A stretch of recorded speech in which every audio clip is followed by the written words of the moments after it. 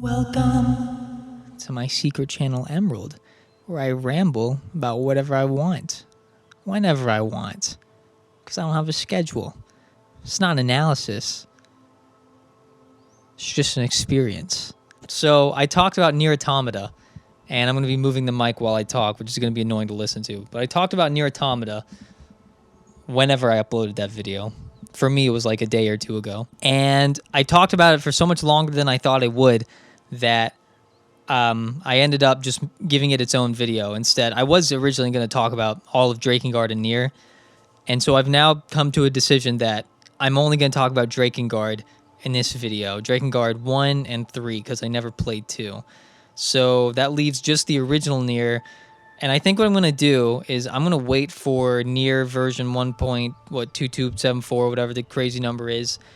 I'm going to wait for that to come out. I'm going to play it, and then I'm going to talk about it in its own video.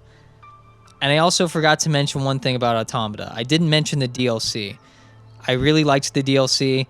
The only thing I really had to point out was, like, it was cool learning about the... I think you find out about these machines that have been, like, emulating human civilization through just making new laws, and they made an absurd amount of laws, and it was really funny. They had a lot of just really obscure laws. It's almost like you couldn't do anything, and that was really interesting. I don't really have... Oh, and you could fight, I think, was it the CEO of Square Enix in the DLC? That was really funny. I didn't even know about that until I just randomly talked to that person twice. They said something and I thought it was suspicious, so I talked to them again. And I ended up fighting the CEO or whoever of Square Enix. So that was fun. Okay, I'm going to talk about Drakengard. Also developed by Yoko Taro. I think even though NieR Automata is my favorite Yoko Taro game, I think it's actually Drakengard that made me love specifically Yoko Taro more as a director. And as a whole, just Drakengard as a whole, from a critical standpoint, was kind of a failed series, even though it's not dead. There will be another Drakengard game, because I'm pretty sure, I'm like 95% sure there's going to be another Drakengard game in the future. Because Yoko Taro said that he does want to make more. After Automata came out and was hugely successful, he said he wanted to make more Drakengard and NieR games in the future. So he wants to continue the series. I'm positive Drakengard will get another game, even though all 3 games scored pretty badly in terms of critical. If you actually look at the Metacritic score, all of the Drakengard games, or at least 1 and 3, I don't even remember. I've never looked. I don't think I've ever looked at the user score or whatever for 2. Or if I did, I don't remember it.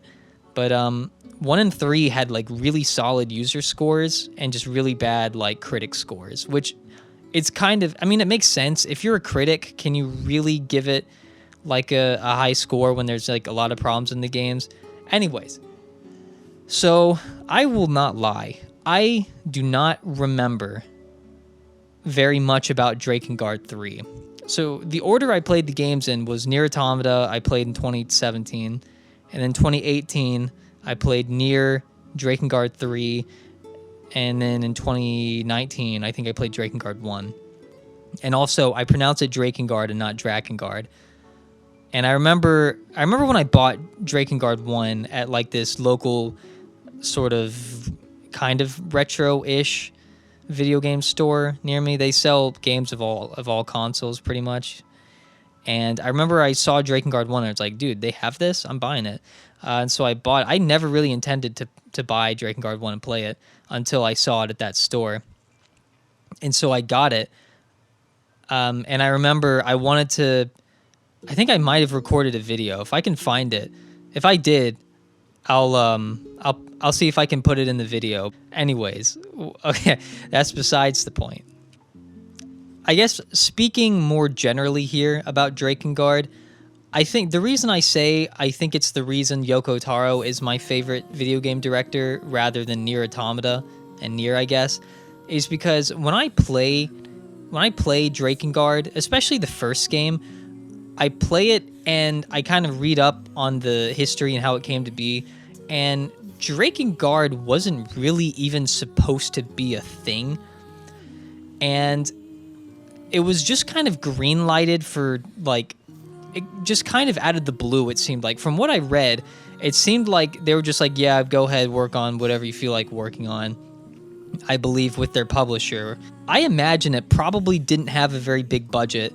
And I remember reading that Yoko Taro had to fight to keep a lot of his ideas. He's very ambitious with as a director, and so he had to fight to keep in all of his crazy weirdo ideas into the game, because I think when they talked to the publisher, they wanted to change a lot of things about the game.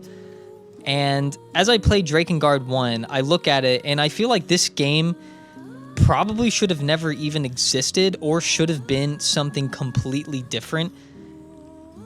Probably something along the lines of Drakengard 2. I feel like if Yoko Taro didn't actively try to keep his ideas in the game, then Drakengard 2 would have just basically been Drakengard 1. To my knowledge, I've not actually played Drakengard 2, but from what I've seen of it, it seems to be very less, much less experimental or crazy. I've only watched the Klemps videos about Drakengard 2, so I don't really know a lot. I don't really have an interest in playing it because it's not directed by Yoko Taro. One day maybe I will, but I'm not too interested, really. Also, specifically, I kind of want to talk about... I think I'm going to talk about Drakengard 1 first, because I think Drakengard 1 honestly fascinates me more than 3. I would say if I were ranking the Drakengard and NieR games, I would say at the top would be NieR Automata. Second would be really close between Drakengard 1 and NieR. I think I would maybe give the edge to Drakengard 1. Maybe, I feel like once the remaster comes out for NieR, I'll probably change my mind on that. And then my least favorite would be Drakengard 3. Now, I really like Drakengard 3, but I mean, of course, like anyone else, I have problems with it. And it's not the ending. I'll tell you, it's actually not the ending. I'll get to that. Drakengard 1. So yeah, as I play Drakengard 1, I feel like that game just has so much potential. If I could pick any single game I wanted to get a full-on, really kind of like a high-budget, really well-made remake from the ground up, I would say Drakengard 1 would be the game I would want remade. And honestly, I don't think it's too far-fetched to say that could be possible. If they remade Drakengard 1 and they marketed it as, the origins of NieR Automata, I think that would get a lot of people excited for it, and it would no doubt sell better than what it sold way back in the day. I don't know what Drakengard 1 sold back in the day. I'm pretty sure it was disappointing, though, because I remember reading that Yoko Taro said that he was very surprised to see that Drakengard had a cult following online. I have to wonder why they even made more Drakengard games. I'm so glad they did, though. Because if they didn't make more Drakengard games after the first one, I mean, NieR Automata never would have happened. NieR and NieR Automata never would have happened. And if you know anything about NieR, you might know that NieR was actually originally supposed to be Drakengard 3, but it was so different that they just decided to make it its own game. And it's still related to Drakengard, which I will talk about, but I guess he could not, in good conscience, call it Drakengard 3. But I think he did say it is technically the true Drakengard 3. By the way, I always listen to music while I'm doing these videos, and right now I'm listening to Drakengard 3, relaxing Drakengard 3 music. And I will say, Drakengard 3 music's amazing. It's actually, I don't know, man. Some of these songs are just so calm, and other songs are so crazy. I love the music of Drakengard and NieR. Anyways, so let's talk about Drakengard 1. So I remember when I started Drakengard 1, I think I already said this, but it was the last Yoko Taro game that I played. So I played 3 NieR Automata before I played Drakengard 1. I played it in almost the opposite order that you should play it from, like a chronological standpoint or whatever. Anyways, I remember when I started the game, I didn't really have high hopes for the game, But I remember when I started it, I thought it was just kind of funny because it just felt like a really old PS2 game. Not that I grew up with the PS2, but I mean, I could just kind of tell. It seemed kind of silly at first, and I remember, when I played the game, I hated the soundtrack. But now I look at the game and I understand why the soundtrack is the way it is, and now I just kind of respect it. Not that I would listen to the Drakengard 1 soundtrack, because frankly I don't want to, but I admire it for just being as like weird and experimental as it is. But regardless, so I guess at the beginning of the game, right off the bat, I kind of like Kaim a lot. I really like how you're this really kind of violent and scary and honestly kind of screwed up in the head protagonist. And he is a silent protagonist, technically, but the reason that he's silent is actually corresponds to the story. So in the story, if you haven't played, Kaim makes a contract with this dragon who basically, when you make a contract with any sort of, I think they call them spirits, or whenever you make a contract with anything, really, apparently, you have to sacrifice something. And so Kaim sacrificed his voice. I don't think willingly, but I don't think like he willingly chose his voice. I don't know if it's random or it's something that you hold dear or whatever, but you lose something, and he lost his voice. But he was able to like communicate with Angelus, or Angelus, right? Angelus is the dragon, by the way. That doesn't get revealed to you until like one of the endings. By the way, spoilers. Yeah, I should always say that. I guess I'll put it on the screen or something. Anyway, so Angelus is the dragon. They can kind of communicate telepathically, but he cannot verbally speak until one part in the game when his contract is broken and he does gain his speech again. And you know what he says? You know what he says? You know what the only thing he says is? He says, "I am Kaim." That's what he says, exactly like that. And I, for some reason, absolutely love that line. By the way, that fight, I guess I'm skipping all over the place, like I always do, but basically in one of the endings, he fights Angelus, who he formed the contract with, and he gets his voice back, and he just says, "I am Kaim or whatever." And that fight was really tough. That fight was actually kind of bogus. Anyway, let's go back to the beginning. So yeah, I really like Kaim as a protagonist. I actually think that he's pretty different from your typical protagonist. Some people might even say that Kaim is like evil. I don't know if I'd say he's evil. I'd say parts of him are definitely probably close to being evil. I don't even know what I would call him. I don't know if I would call him an anti-hero. I think that's probably the kindest thing that you could call him, is an anti-hero. He's no hero by any stretch of the imagination. He slaughters people mercilessly, including like children. And that's actually one part of the game. He's just cutting down children. And then there's, I think his name is Leonard. Leonard is one of the partners, and I believe, correct me if I'm wrong, but he is a gay suicidal pedophile. So he's this grown man that likes little boys, and he wants to kill himself. And you know who he sacrifices? Doesn't he? I think in the end he even like sacrifices himself to like save the party, including one of them who is a little boy. So who knows what his thoughts were about that. One of the most standout things to me about Drakengard 1 is definitely the cast. There's so many just like weirdo, crazy characters in this game. So everyone in this game is like messed up in the head. And Yoko Taro, I have to wonder. I believe I read about it, and I think he said that if he made more generic or stereotypical or cliche type of characters, then the game would have stood out less. I believe at the time, what was the series called? The Warriors, Dynasty Warriors was kind of big at the time, and the game was kind of similar in gameplay to Dynasty Warriors. And so they kind of had to stand out in some way. And so Yoko Taro was like, all right, let's just write these really insane characters. So let's go through the characters. So like I said, Kaim is just completely like bloodlusted. Bloodlust. I don't know what the right way to use that word is, but he mercilessly slaughters people, and that's probably honestly his favorite thing to do. He's probably not comfortable when he's not slaughtering people. Then you have Furry Eye, who is who is Kaim's little sister, and is like sexually and romantically attracted to Kaim, her brother.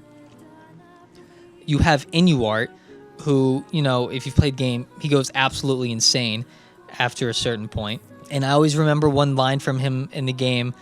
You're fighting him on the dragons or whatever, and he says like something like that. And honestly, I actually really enjoyed Inuart just because of how kind of like openly insane he is.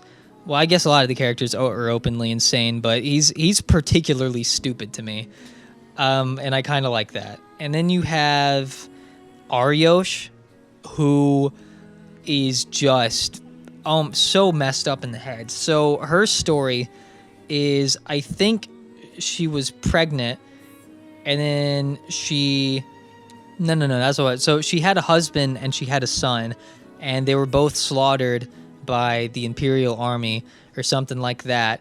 And so she was devastated, and she made a contract with whoever she made a contract with, because I don't really remember. And she lost her fertility in exchange for her contract, for that power. And she went like mentally insane because of that, because I guess that's, you know, extremely important to her. She's, I guess, has a lot of trauma over what happened to her husband and her son, and now she has lost the chance to even have a child. And so what do you think she does? She after going insane with this contract, she decides she likes to eat children. Literally, she actually like eats children.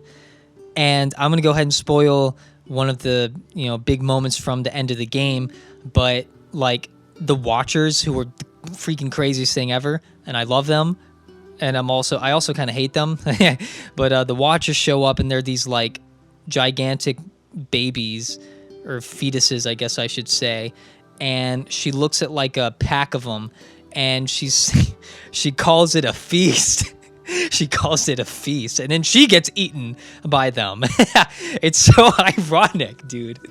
It's so insane. I will have to, dude. Yoko Taro is a maniac. He just said, you know what? He said, this may be my only chance to direct a game. I'm gonna do whatever I want in this game, and that's what I love about him. That's why he's my favorite director. I think if Drakengard 1 didn't exist, I don't think he would be my favorite director.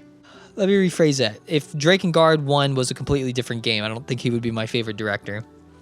I think I have an extreme admiration for anyone and anything that decides to be as absurd as possible, or as weird or crazy or as experimental as possible for the sake of being memorable or standing out or making something interesting to different types of people. That's something I really enjoy.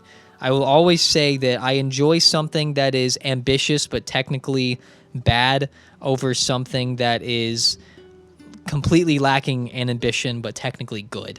Well, I mean, I'm not saying that I like when ambitious things are technically bad, but I'm saying I find that more enjoyable.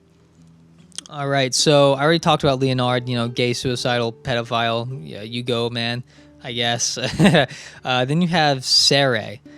I believe that's how you pronounce his name. And Sere, according to both Klemps and Yoko Taro, is like both of their least favorite characters. I know I'm referencing Klemps a lot in these videos, but that's just because there's not many people that talk about Drakengard. There was Valkyrie Aurora, and then she unfortunately deleted all of her videos, which is sad because honestly, her lore explanation video was huge for the community, and that's how a lot of people probably even found out about Drakengard. That's how I found out about Drakengard and the other games, was through that Valkyrie Aurora Drakengard NieR lore video.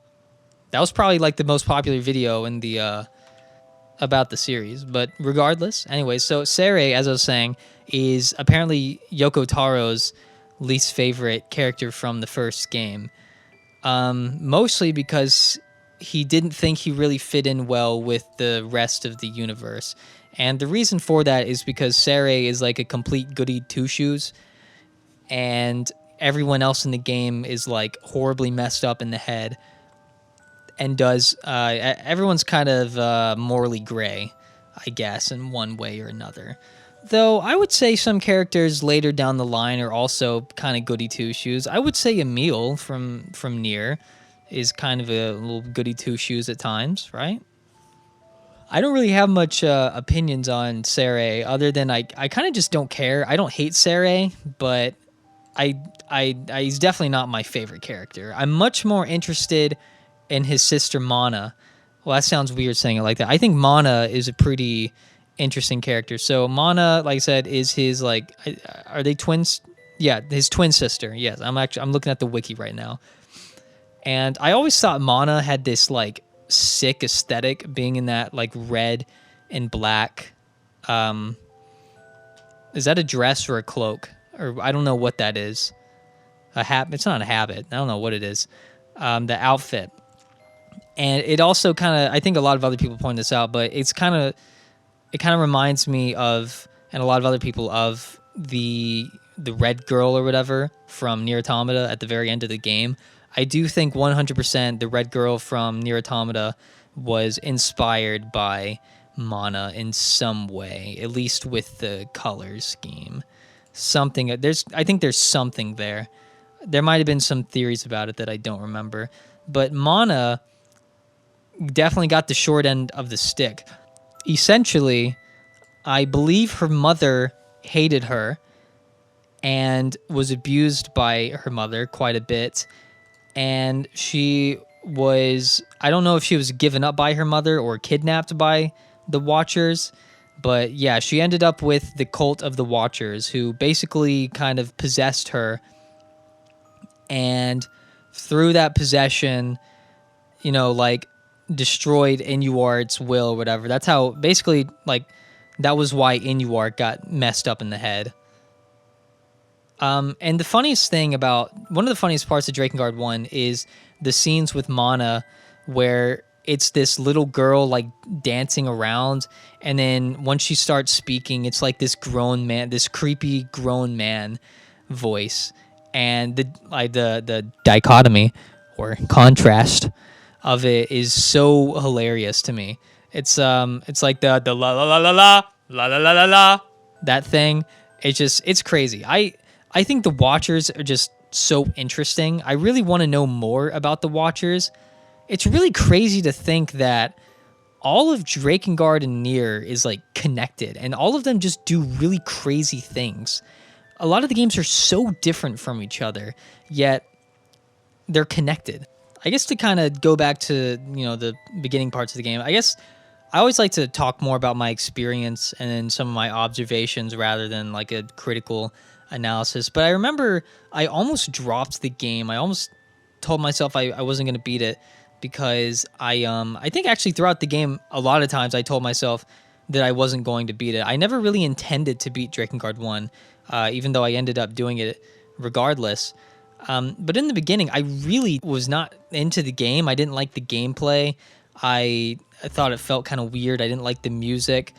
And I wasn't really sure what they were doing. But I think with Yoko Taro games, just like the longer you play, the more you realize that something is up with the game, and there's more to it there's more to it to wrap you in than you initially realized. I think if you just play one of Yoko Taro's games longer than you may be comfortable with, you'll realize that it's really rewarding by the end of it. I think that's how I would best describe his games. They are very rewarding the longer you play. You really get some interesting ideas, some crazy characters, and some of these moments in these games feel unlike anything that I've ever played in another video game. I think with Drakengard 1, after a while, you kind of realize that this game is really about just I guess I would describe it personally as a story about these completely messed up people fighting often for messed up reasoning. I have a hard time explaining it, but Kaim is not someone that particularly wants to save all the people in the world. Far from it. He's simply someone who feels more comfortable slaughtering people than when he's not slaughtering people.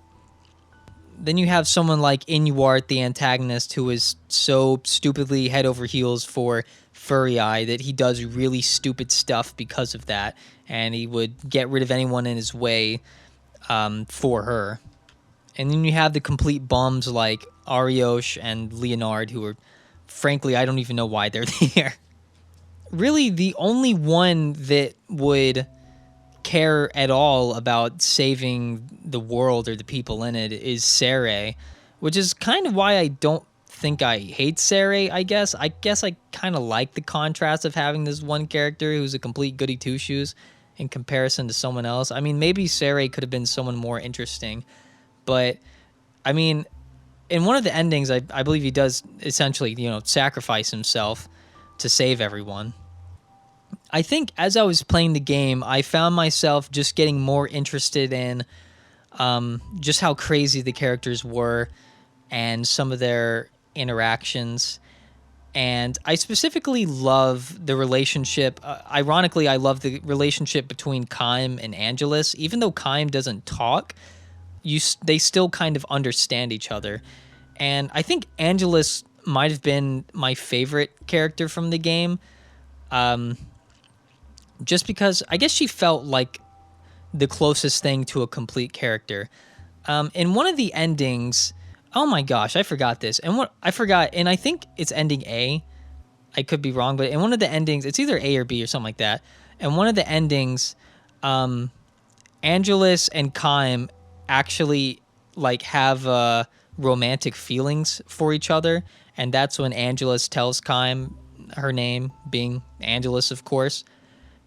And Angelus, I believe, sacrificed herself to become, I think, the new goddess of the seal or something like that. And then I think it like really upset Kaim because, Angelus disappeared.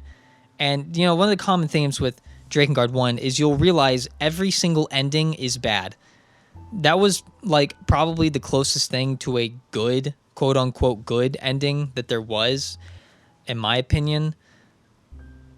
So another one of the endings is one where it's the complete opposite, and Angelus actually turned on Kaim, and it feels like it's kind of out of nowhere.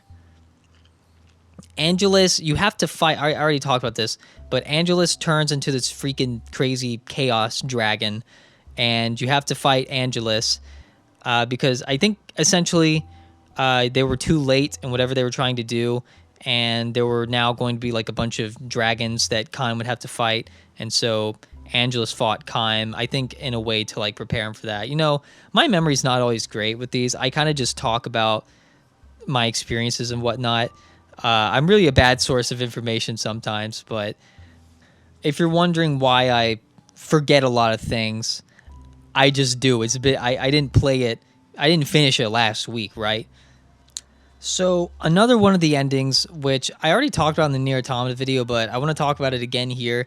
So in another one of the endings, there's I think it's called the Seed of Resurrection, also known as the Seeds of Destruction. They're just both, I guess.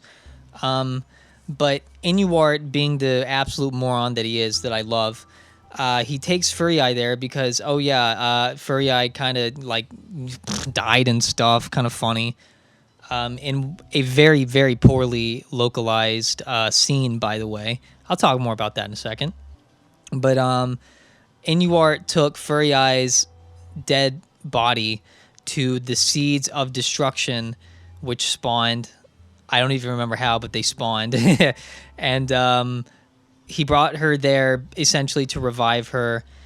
And once he did, she came out and she was this monster thing. She killed NieR, and then I believe you fight Furry Eye as Kaim, of course. And once you beat her, I think a bunch of other furry eyes just show up, and then the ending is basically just, it leaves you with this image of like Kaim having to fight a bunch of these furry eyes. And so basically they turned furry eye into this really like disgusting, scary kind of monster because, the reason that he made furry eye in love with Kaim and then ended her brother, Kaim, to clarify, and then ended up turning her into this ugly monster or whatever. The reason he did that was because he hates the weird like sister complex or brother complex or incestuous relationships presented or represented in anime. So if you know shows like Orimo or Eromanga Sensei, there's like this kind of odd trope. I don't know why it started. I would kind of be interested into knowing the origins of that or maybe explanations for why, but there are like specifically some like shows that portray this like forbidden relationship between two siblings. So like in Orimo, the brother and sister literally get married for like a day or something. And there's just like a lot of like, there's like some different manga and stuff like that. It's this weird, almost cliche or trope at this point of one sibling having kind of weird, suppressed romantic feelings for their brother or sister. And I don't know why it's a thing, right? But Yoko Taro apparently hates it. I don't blame him whatsoever. And so to express his hatred of it, that's why he designed Furry Eye the way that he did with, making her have a brother complex and then turning her into a horrible monster that Kaim would have to kill later on. And another interesting thing to note about Furry Eye is that supposedly all of the developers hated Furry Eye. The only thing anyone liked about Furry Eye was the fact that she was attractive, which, yeah, she was pretty attractive. I always liked her in that dress in the scene where, she died. Yeah, it was like this really sick looking black kind of red tinted dress. I always thought it looked like really cool. So now to kind of wrap things up, I want to talk about the end game. So the genius part of Drakengard 1 is the end game. And like I said, I never intended to actually beat Drakengard 1. I didn't bother to collect a lot of the weapons. But I kind of got inspired and just decided to grind after I finished a lot of the story before getting any of the weapons. And Yoko Taro games, for some reason, to get a lot of the endings, you have to get like all the weapons or something, right? So, I spent like a night or two just getting all of the weapons all of the weapons in the game so I could get the final ending. And I'm glad I did because I really enjoyed the experience. But when I think about the end game, like I always loved the Watchers.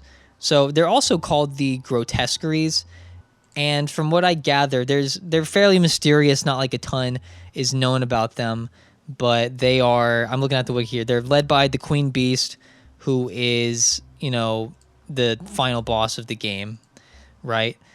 And they are supposedly. The wiki says they are servants and agents of the gods, being their instruments in destroying humanity. And as I'm, reading the wiki right now, I'm realizing that the gods are never actually like seen in any of the games in the Drakengard NieR series, but they're always kind of the enemy. It's kind of weird. I should actually read up on that more. But basically, Watchers are the agents of the gods, and they're these little babies, little fetuses or whatever they are. They look more like babies to me, unless I'm just like losing my mind right here. They freaked me out, and I think I just kind of love that. It's kind of like the reason people like horror movies and stuff is because they want to be scared. I think I want to be creeped out sometimes because I love stuff like this. When I was playing the game, I was using a really garbage weapon, and I remember I was kind of raging because there was one part that I was stuck at, and there was like a bunch of Grotesqueries that were like stronger than they should have been. I was getting kind of annoyed, but they were just freaky to fight. Like, I just didn't want to fight them. They just freaked me out. And, you know, anyone, if you ever look in the comments of any, like, Drakengard videos or any of the songs or whatever, a lot of times you'll see, like, this comment, and it's kind of like it's the supposedly the commandments of the cult of watchers. It is speak not the watchers, draw not the watchers, write not the watchers, sculpt not the watchers, sing not the watchers, call not the watchers' name. That's kind of sick. I don't even know why that's there, but I just kind of like it. I love the watchers. Maybe in essence it's kind of shock value, but it doesn't really bother me because I think it just kind of I think it just fits in the Drakengard universe so well. It kind of represents just something disgusting like Drakengard should be, like in the way that Drakengard probably should be represented, because Drakengard is just this whack crazy series that wants to do whack crazy things. And if that involves making a bunch of little gigantic ghostly looking babies as your enemies that you have to fight, then like I'm there. I'll consume that. So anyways, besides the watchers, the little, you know, the Grotesqueries specifically, right? I want to talk about the Queen Beast and the final boss fight. So for the final boss fight of Drakengard 1, it's really bizarre. And I'm pretty sure Yoko Taro had no like future plans in mind. If he did, I would be surprised. I think he was just kind of doing something crazy, and then he decided to expand upon it in an interesting way later. But the Queen Beast is an interesting fight because you're Kaim, you're on Angelus, and you get, while you're fighting the Queen Beast, you get warped to Tokyo, right? I think it's like modern day Tokyo. So if you didn't know, Drakengard takes place in a place called Midgard with a D, I think.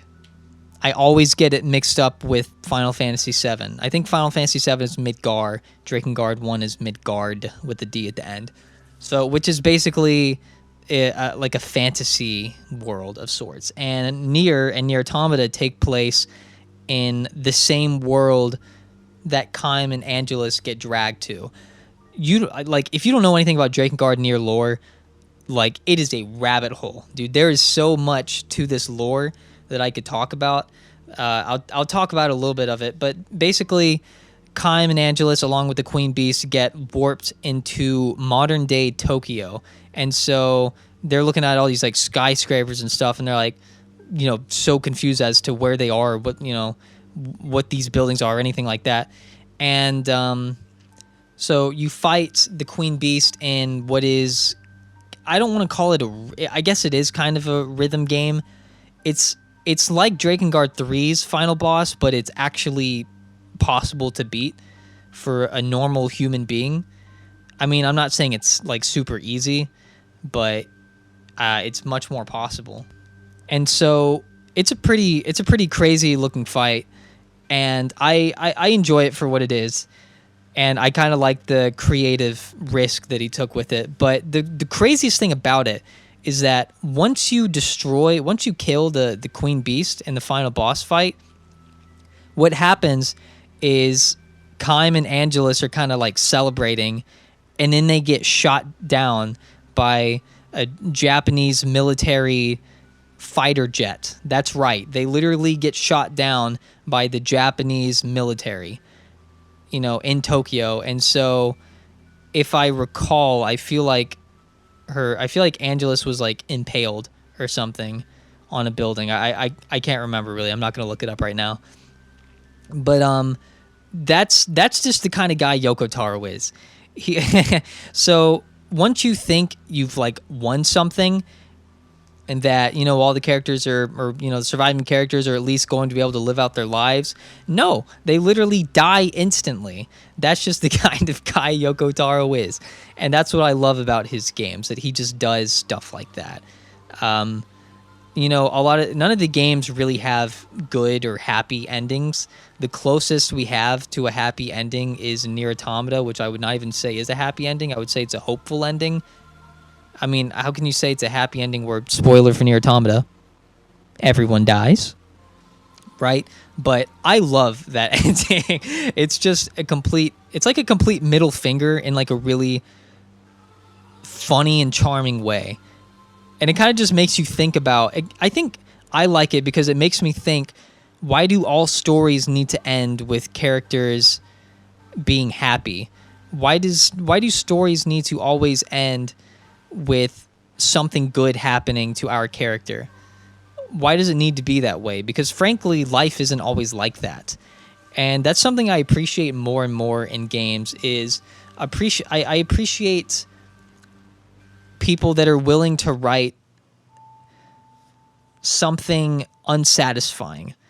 Like, I always point this out, but I always thought Ryoma from Danganronpa V3, spoilers for V3, right? But Ryoma dies because if you've ever played Danganronpa, everyone got like this motive video of like showing someone in the world that cared about them and how much they wanted to see them again. But there was no one in the world that cared enough about Ryoma, so he allowed himself to die.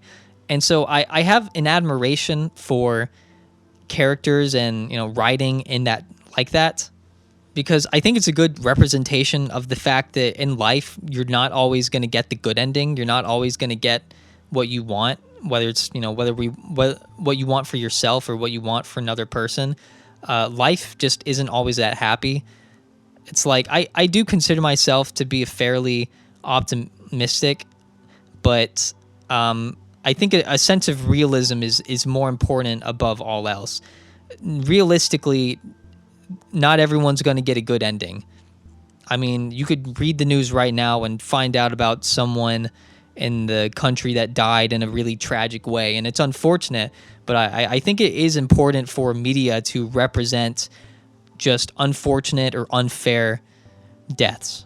When I say media, I meant like entertainment media. I think it's important to, I guess, discuss or portray things that don't end up good, if that makes sense.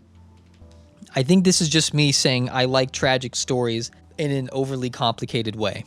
So as I transition into Drakengard 3, which I won't talk about nearly as long because I don't remember as well, but the way Drakengard 1 connects to Drakengard 3 is, so the theory is that, okay, first of all, Drakengard 3 takes place quite a bit before Drakengard 1 does.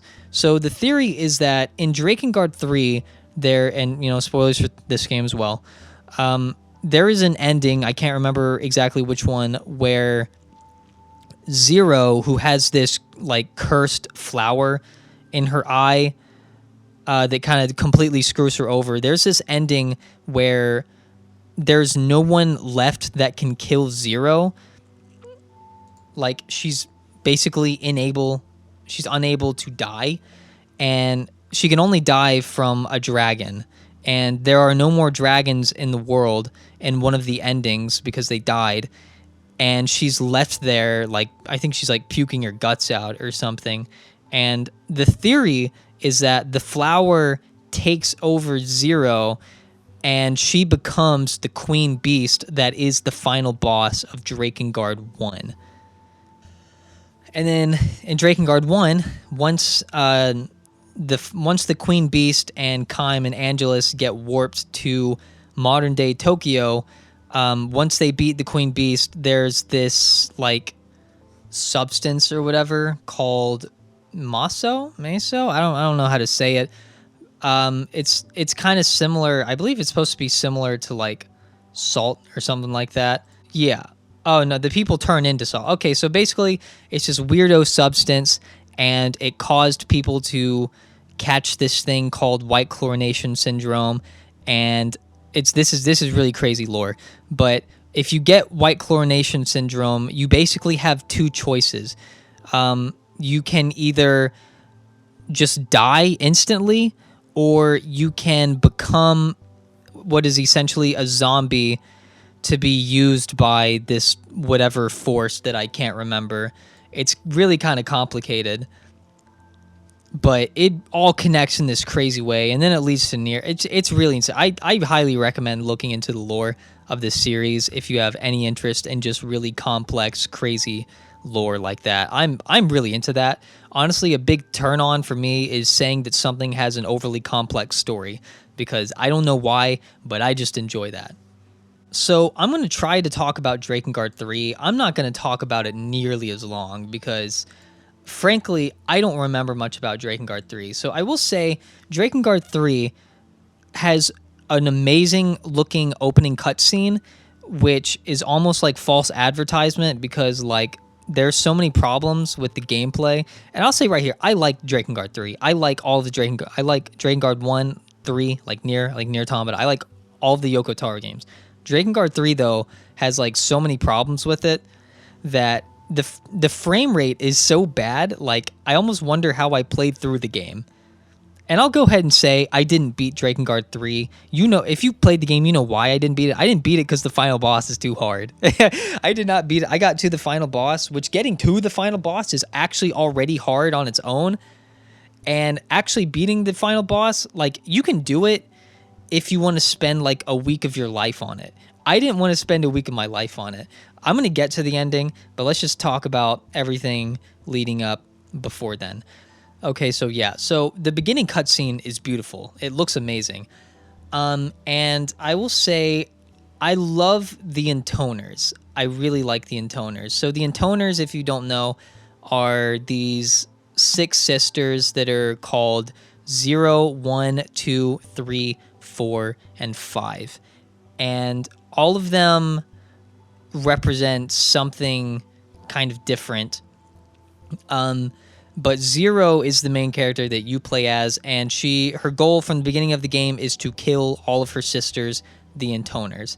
So I'm going to go ahead and just, like, spoilers, of course. I'm just going to go ahead and say, so the intoners did not exist before, I believe, the flower showed up on Zero's eye. So her 5 sisters represent a different part of her as a character, as a person, I mean. Well, I guess as a character as well. And so the intoners essentially, like, built up their own followings and became, like, sort of goddesses in a way. They were kind of worshipped by people around the world and whatnot.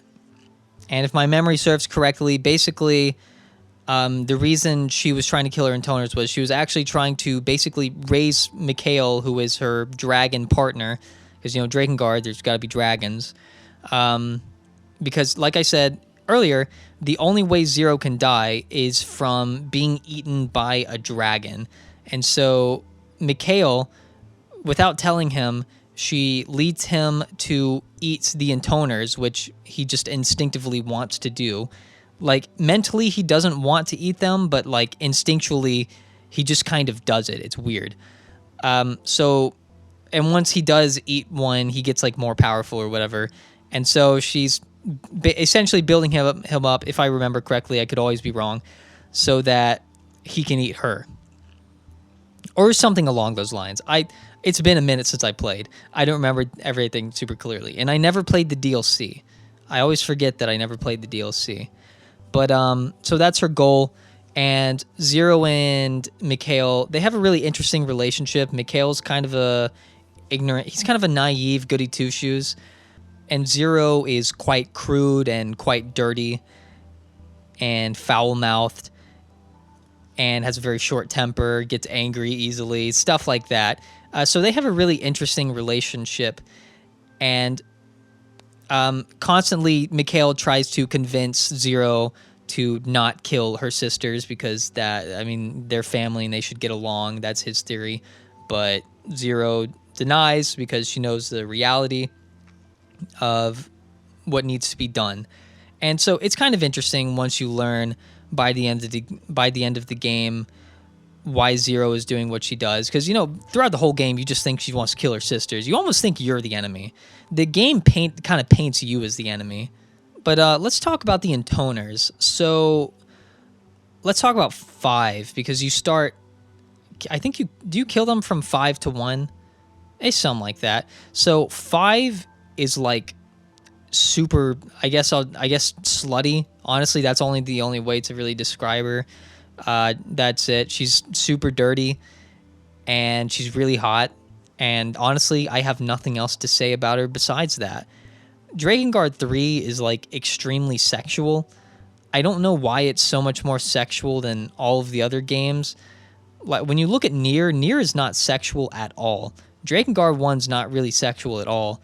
NieR Automata is like slightly more sexual, not really. It's only the fact that like the 2B and A2 are hot, right? That's kind of it. But like Drakengard 3 is like there's a lot of sexual humor, and if you don't like that, then you may not enjoy the game at all. And actually the characters like talk about fricking like a lot in the game, like a lot, and it's really weird because basically Zero fricks all of her partners, all of the party members, and the party members include one, I guess, kind of probably the closest thing to a normal person there is, whose name I'm not even going to try to remember these guys' names. I don't really care about their names. She fricks this old midget, which is like, okay, kind of gross. And then the worst character in the game, the masochist guy, Decadus. I hated Decadus. I don't really like masochist characters because every masochist character that I've seen in anime or video games, they make masochism their entire personality. I always remember the dude from Kisniver, if anyone's seen that show. I don't know. Okay, Darkness from Konosuba. I don't like Darkness, dude. Darkness is, of the three main girls, Darkness is by far the worst. I don't want to hear it. Darkness's whole personality is masochism. And you know what? You could say the same thing about Megumin and Explosions, but I don't care because explosions are cooler than masochism. Anyways, back to the point. I hate Decadus. He's trash. And then there's Scent, who is probably the most likable, I would say, of all the party members. The party members kind of suck. I'm not going to lie.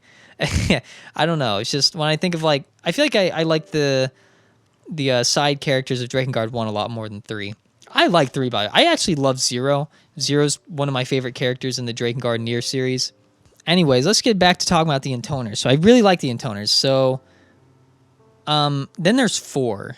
4 is, you think she's the goody two-shoes, but from what I've seen, she's actually like really grimy. And I think in the DLC, she's just like straight garbage.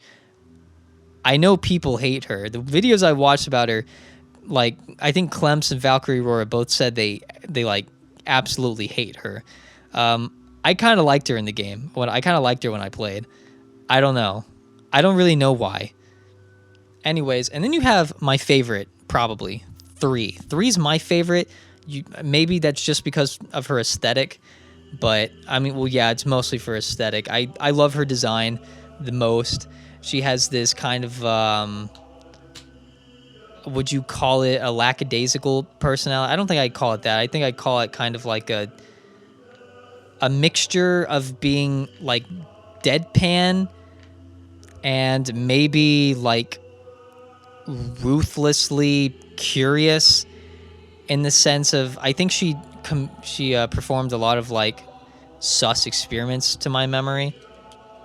She is essentially a character that is just obsessed with her own like interest and experiments and whatnot, and doesn't really care much for anyone else. I don't even think she particularly cared much for Zero, right? So 3 was my favorite. I love her design, dude. I'm just looking at 3 and it's like, man, I love her design so much. And then there was 2 who, I heard people liked her DLC a lot. I didn't play the DLC, so I don't really know. I kind of thought there just wasn't really enough of her there in the game to say anything about 2. She was my least favorite when I played. I don't like her design very much. Maybe that's why. I did like her kind of following her relationship with Scent. I thought that was kind of interesting. I think I'd say 1 is potentially the most interesting, though. Even though 3's my favorite, I think 1 who also has an amazing design. I think 1 kind of has the most going for her. So 1 is defined as, being more of an intellectual, actually has a sense of like justice, which is one aspect of Zero as a character. Because, like I said, the intoners all represent one part of Zero as a person. Well, actually, I'm looking at the wiki right now, and what they say is, they define 1 as an intellectual and serious by nature with a strong sense of justice, and then they say, which is the complete opposite of Zero, which now I'm a little confused, because she's supposed to represent a part of Zero. I mean, it can still represent a part of Zero without necessarily being... I mean, I think a lot of the intoners kind of became their own person, they kind of created their own identity. So they weren't just merely being defined as a part of Zero, but they have more to them. And according to this, 1, which I do remember now, 1 was the most opposed to Zero.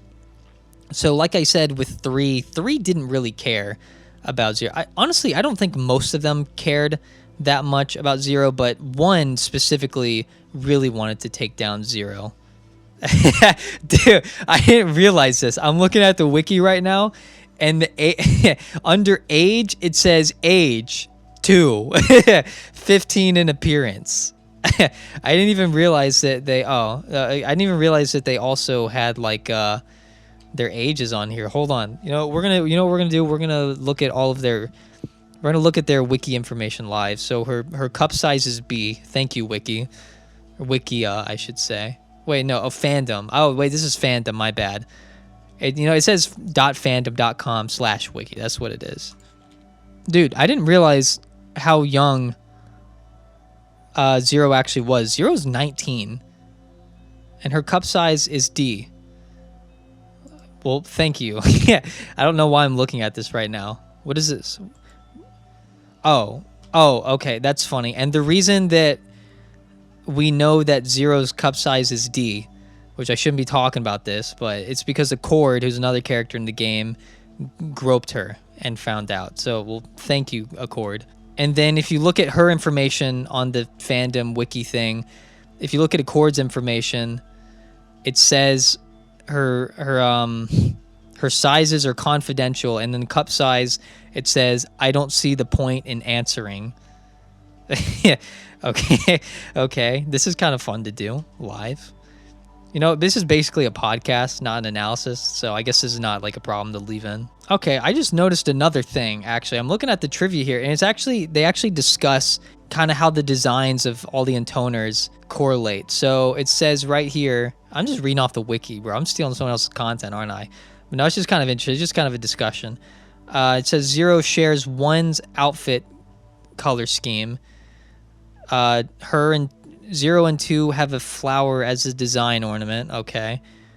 They both have a hair clip with like 0 and 3 both have a hair clip. 0 and 4 share an armored left arm. And 0 and 5 have a similar shoulder decoration. Okay, so I think the designs are actually really great. I love the character designs of, Drakengard and NieR.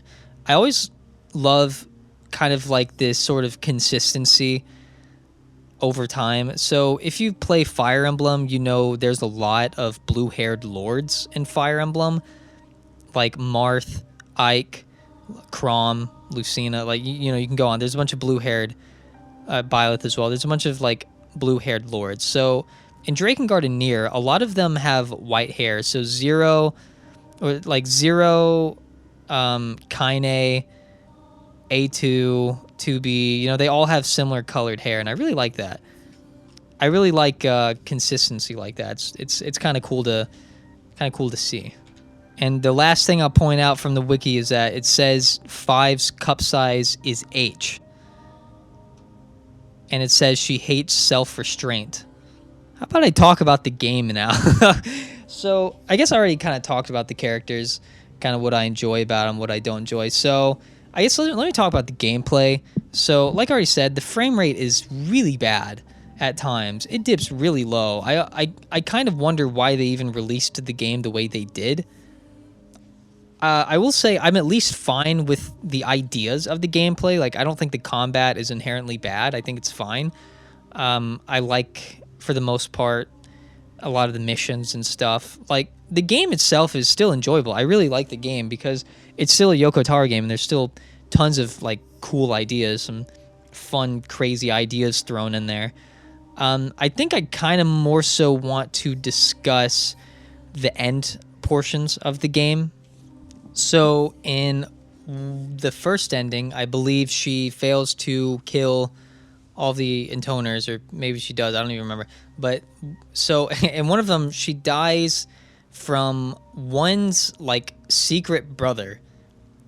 Like, bruh, you just kind of showed up and killed her with this sword that was a dragon fang, and then he went on to like do whatever. Like, he was like the only one left. Okay, very cool. Moving on. And so I think in the next ending, Mikhail is like about to die, and then Zero forms a pact with Mikhail, and then you see Mikhail has the cursed flower thing, and I think it's basically unknown what happens from then on. Cool, very sad. In the next ending, I already talked about, she kills all the intoners, but Mikhail dies as well. There's no dragons that can kill her before she, is like completely overtaken by the cursed flower thing. And then she starts like puking her guts out, and then that supposedly leads to her becoming the queen beast of Drakengard 1, and how that all goes into madness and is connected to NieR. But the one I really want to talk about is the final one, ending D. So, first of all, actually getting to ending D, I remember being hard. There was particularly one like sort of mission that I had to do that I spent like a long time on. It was for some reason really difficult for me. So I was kind of already raging a bit getting to the final ending, and I had no idea what the final boss would be. I had absolutely no idea what I was in for. So basically, Zero kills off all of the intoners, and I guess when you kill them, they become a part of her again, because they were basically all representing a different aspect of her. And once that happens, she is, I guess, like possessed or whatever. She kind of turns into the final boss, basically. And I will say, the conversation, everything starts to really unfold at this time, and the conversation between Mikhail and Zero is actually like really, like, it's really good. It's really like heartbreaking. I actually just watched it again, and I was actually getting chills. I just said the word actually like 50 times, but no, I was getting the chills watching that again, because I don't know, man. It's so sad, because Zero and Mikhail build up this relationship throughout the entire game, and this whole time Zero is hiding from Mikhail the fact that she would be taken over by this flower, and that the only way that the world was going to be saved was by Mikhail killing her. And the conversation is really emotional. It's I mean, at least playing up to that point, it's really nice. It's really nice. So the controversial part is the final boss itself. So the final boss, I mean, you could look it up on YouTube. It's infamous for being extremely hard. It's like, it's a rhythm game, but it's really bogus. It's really bogus. So I'll say this. I like the final boss. I never beat it, and I don't intend to beat it anytime soon. But the reason I love Yoko Taro, I'll say it again, is because he does crazy things even if he knows it's going to be controversial. Those are my favorite types of creators. Those are my favorite types of writers. Those are my favorite types of people in this world, I guess. So I love Danganronpa V3. It's my favorite game of all time. And the ending of that game is extremely controversial. So many people hate that game solely because of the ending. They love the game up until because it was a very risky ending. But that's really what this final boss is. Now, if you can't beat the final boss, like worst case scenario, you can just look it up on YouTube. So like I said, I never beat it, but I guess to talk more about it, it's the reason it's bogus is because there's no room for error whatsoever. It's like an 8-minute long rhythm game, and you can't mess up once. If you mess up once, you die and you have to start over. So like if you just watch it, it's this crazy looking big flower thing. The whole screen is like monochrome, which I think is aesthetically very pleasing. And the flower thing, I'm not explaining this well at all, shoots out these like rings, these white rings, and you can press any button on the controller and you have to like counter that ring, but you can't just spam it. If you there's a timer on how quickly you can do it. You have to be fairly rhythmic. And I got fairly close to beating it. There is a guide online that kind of, you have to line up. It's kind of hard to do, but you have to line up the timing of the video with your own game.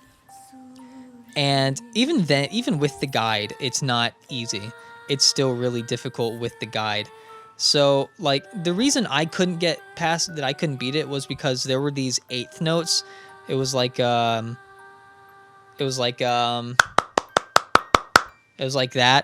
and I guess maybe it's the engine or whatever, but it's really picky about the timing, and I just couldn't get past the 8 notes.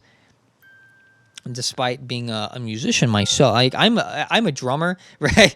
I guess at the time I was more of a drummer than I am now. I don't really play as much anymore because I'm more focused on music production.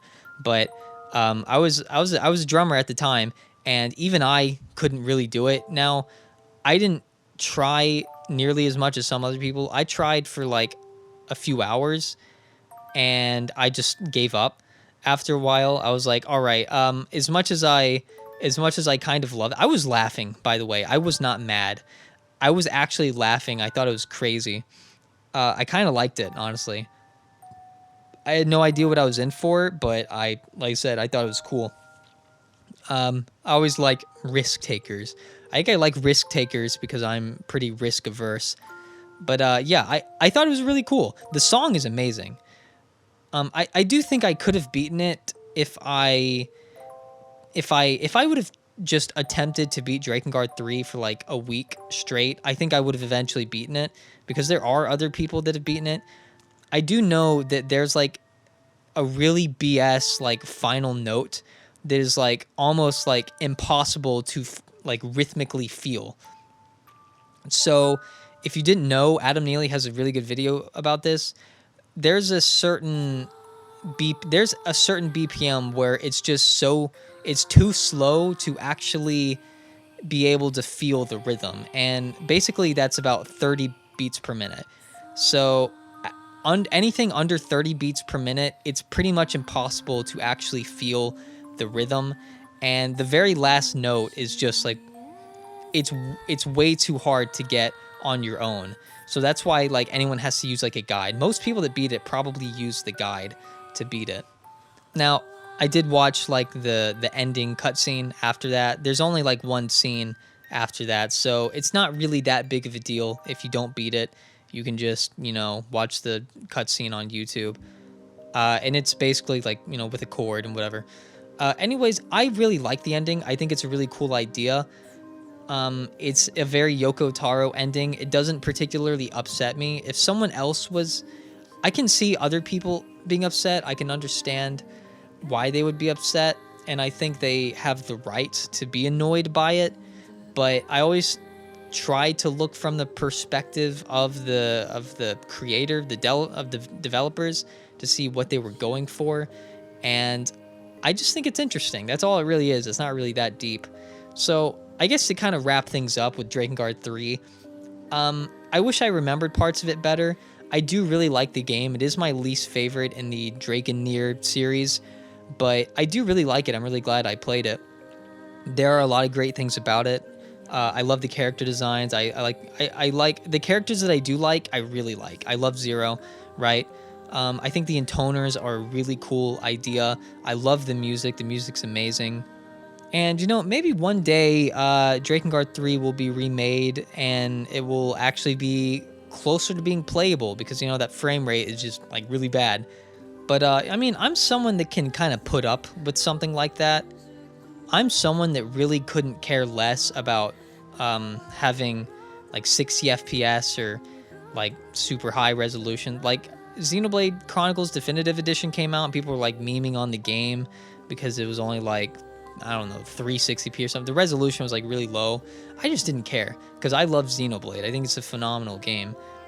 Stuff like that and like frame rates don't really bother me too much. I can put up with pretty much anything unless it's just like there's some like truck game that's like 2 frames per second or something like that. It's really bad. I mean, I wouldn't want to play anything like that, but Drakengard 3 was playable enough and I enjoyed my time with it. I really did. To wrap up the video, Drakengard as a whole, I really love. Maybe one day I'll play 2, but I really, really believe that we will get another Drakengard game, and I really believe that it's going to be really good. I sincerely, from the bottom of my heart, believe that we will get another Drakengard game, and it will be probably the best in the series, at least from a technical standpoint.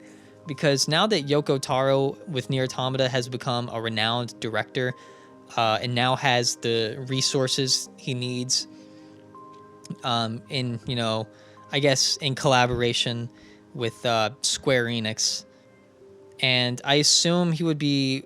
If they did, I have to wonder if Platinum Games would develop it. I think Platinum Games would do a great job with a Drakengard game, but I think Yoko Taro with the right resources can actually make an amazing Drakengard game, not only from a storytelling standpoint, but also from a like technical standpoint. And whatever he makes, I'm really just there for it. I love Drakengard, I really do. I think I would describe it as my favorite bad series. I remember reading on Twitter once, I don't even know how I saw this, but someone tweeted something like along the lines of, I think they said, I love how everyone in the Drakengard community admits that the games are garbage, but loves them anyways. And all the replies were just like, yeah, Drakengard sucks, but I love it. It's like, I mean, I don't think Drakengard like sucks. I think from a purely technical standpoint, the games suck in terms of, I guess in terms of gameplay, right? But it's tolerable enough to where it's just really enjoyable in its own way. And, it's just this, it's kind of nice, enjoyable little niche thing for anyone that maybe like played NieR Automata and wanted to go back and play it from its origins, which is what I did. And I don't regret it at all. I really enjoy it. Like I said, I'm here for any Drakengard game that's ever going to come out. I think Drakengard 4 will be a thing. I don't know when it'll be a thing. I would say, I mean, at least in this decade, I think we will get another Drakengard game. I know that's a really big window. I think, here's what I'll say. I'm going to throw a prediction out there. I'm going to predict that after NieR version 1.2274, whatever it is, I'm going to predict that Yoko Taro's next game that he directs will be a new Drakengard game. And I'm going to make this prediction too.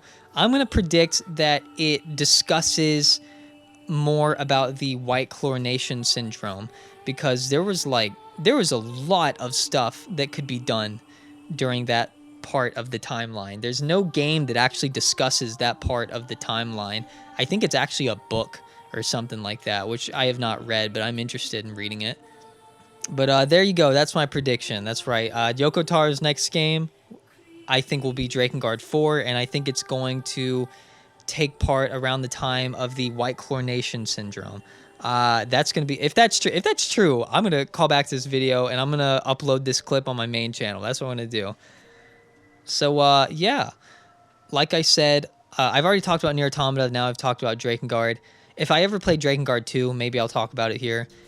If I ever, or no, when NieR comes out, when NieR version 1.2274, whatever, when that comes out, I think I'm going to make a video on it then. I'd rather make a video when it's fresh in my mind rather than talking about it now when it's, I haven't played it in a while. So that should be fun.